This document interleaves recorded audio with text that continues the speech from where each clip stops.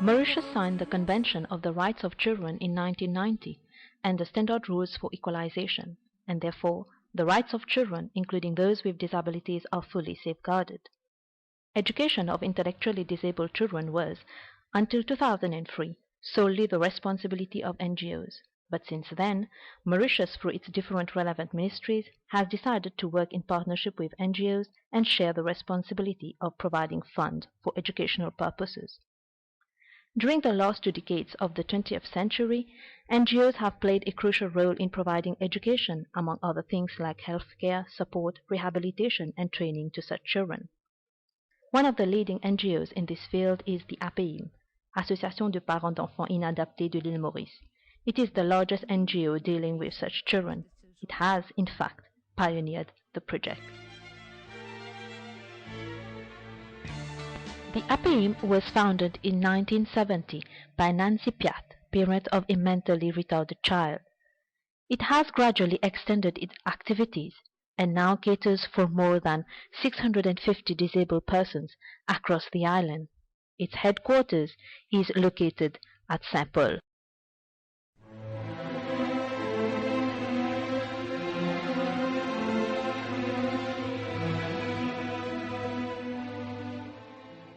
The right to education is a fundamental right that every child has. Based on this right, some 10 years back, the APIM, with the help of UNESCO, piloted a project on integration of children with disabilities in school. These children, with different types of handicaps and disabilities, are integrated in normal primary schools in Mauritius. Today, this integration is done in more than 30 schools in Mauritius.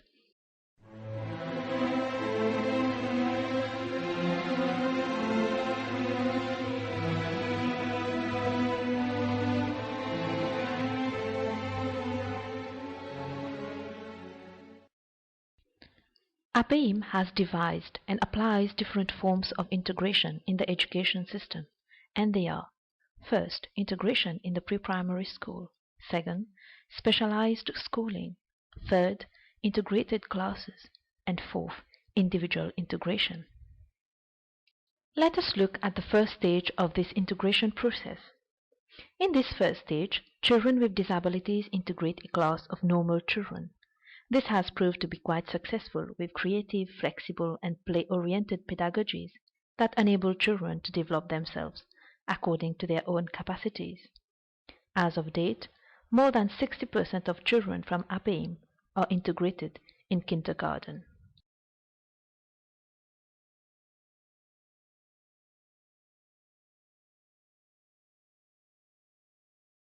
Qu'elle ne dépasse pas un seul coloris. Quelles sont les procédures? Vous attrapez le pochoir, vous mettez un papier dessus, derrière.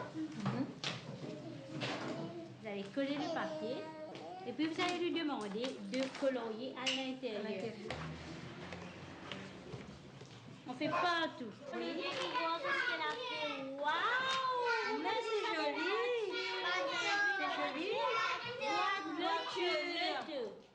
Second stage of the integration process are specialized schools where children are taught moral values, spirituality, and many other things. The third stage is the integrated classes, where children are integrated in a class in a primary school that has a special program and a curriculum specific to the needs of those children. They share the social life of the school and spend time with other similar children. The last stage is individual integration, which is possible when those children are individually integrated in a normal class in the mainstream of primary schooling. The objective of this type of integration is to enable all children to learn together. In fact, research has shown that at primary level, children with disabilities feel better and benefit more in an integrated environment, and this positively impacts on both their academic performance and social integration. They develop social ties and relations and learn to live with others without any special care or protection. The school is the first place of such an integration.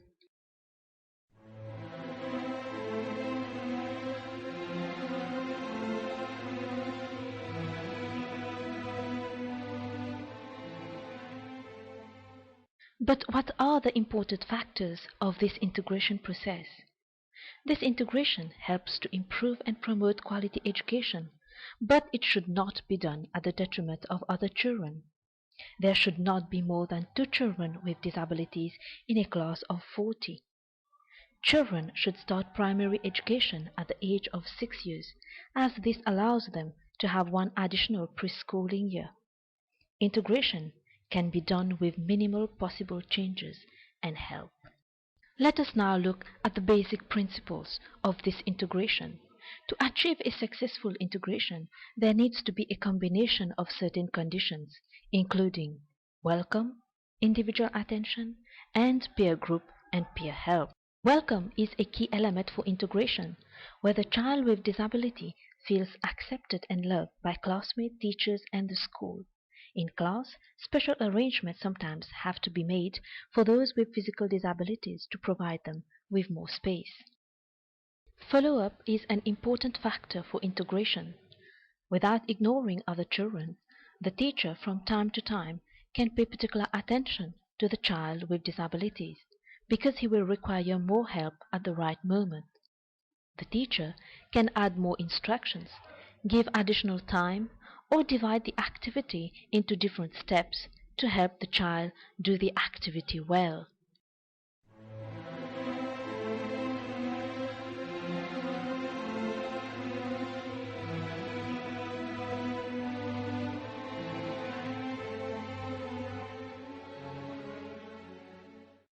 Peer group or peer help cater for the needs of children as individuals. It promotes collaboration between peers and enhances learning. Usually, the student with disability is paired or grouped with normal children who can help him on the spot if need be. The opportunity for social integration is the foundation on which academic performance is built.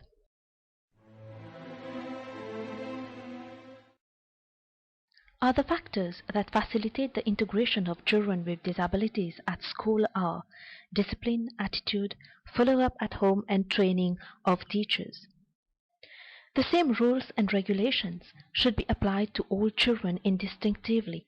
However, if need be, the teacher can individually explain those rules to the child to enhance his understanding. The teacher needs to have a positive attitude towards the child with disabilities. The teacher should encourage and congratulate the child when an activity has been well done or when he is doing efforts to better himself. This would act as a positive reinforcement which would motivate and help the child in the integration process.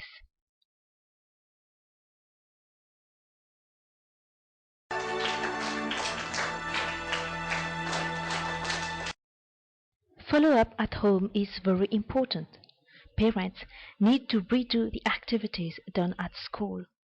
They also need to meet the teacher regularly to know about the progress and difficulties of their child. However, at the basis of all this, and for an effective and fruitful growth and integration of children with disabilities, teachers need to be trained so that they are better equipped to help these children.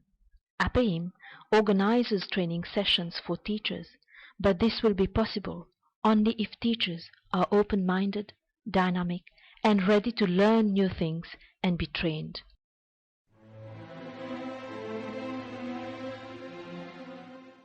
In this fast evolving world, education is a must for all children who are the future of the country. It is by providing quality education to all children, including children with disabilities, that we will be able to meet the challenge. It will be then that our society will be able to make a huge step towards the progress of its children.